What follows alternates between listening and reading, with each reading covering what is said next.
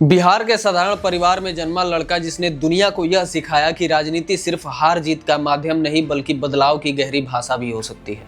ये कहानी जो है प्रशांत किशोर की है।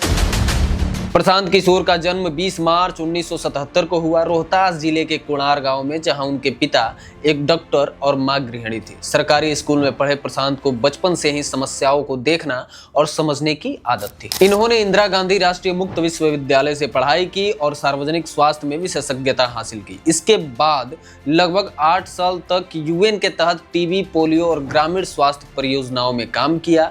इसी दौरान उन्होंने डेटा संग्रह, विश्लेषण और स्थानीय समुदायों से जुड़ने की कला सीखी, जो बाद में चुनावी रणनीति में अहम साबित हुई। 2012 में गुजरात विधानसभा चुनाव में प्रशांत किशोर ने नरेंद्र मोदी के लिए रणनीति तैयार की, जिससे उनकी पॉलिटिकल दुनिया में एंट्री हुई। लेकिन असली टर्निंग पॉइंट तब आया जब उन्होंने 2014 के लोकसभा चुनाव में सिटीजन्स फॉर अकाउंटेबल गवर्नेंस नामक संस्थान बनाई। चाय पे चर्चा, 3D rally, run for unity, ये सिर्फ अभियान नहीं, एक नया राजनीतिक प्रयोग थे, जिसमें उन्होंने नैरेटिव, जनसंवाद, सोशल मीडिया और डिजिटल डेटा को मिलाकर व्यापक रणनीति बनाई। इसके बाद उनकी टीम ने 2015 में बिहार में महागठबंधन की जीत, पंजाब में कैप्टन अमरिंदर की वापसी, अंडहरा में जगन रेड्डी की लहर, दिल्ली में आप और बंगाल में ममता बनर्जी की जीत तक का सफर तय किया। 2021 आते आते किशोर ने कहा, मैं अब पावर पॉइंट नहीं बनूंगा, मंच पर बोलूंगा। उनके इस फैसले का पहला झलक मिला जब जन सुराज अभियान शुरू हुआ। 2022 शुरू करते हुए यह पदयात्रा 3500 किलोमीटर में फैली, 5000 से ज्यादा गांवों तक पहुंची। 2 अक्टूबर 2024 को उन्होंने जन सुराज पार्टी की नींव रखी और चुनाव चिन्ह में स्कूल बैग को चुना। संदेश स्पष्ट था, न्यू एरा, लोक शिक्षा, रोजगार और पारदर्शिता का।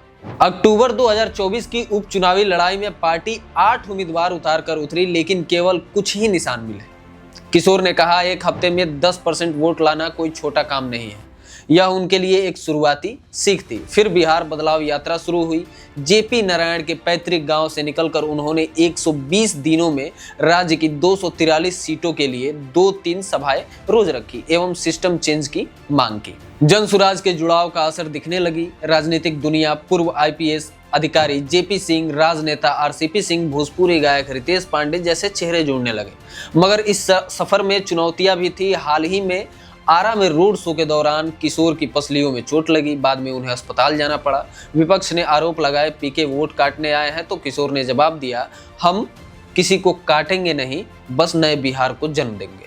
अब जब चुनावी नजदीकियां है, जन सुराज ने खुद को NDA मुख्य प्रतिद्वंदी बताया। हालांकि RJD और कांग्रेस उनके खिलाफ लामबंद है। किशोर कहते हैं, जाति एक सच है पर इसकी परिधि ही सब कुछ नहीं।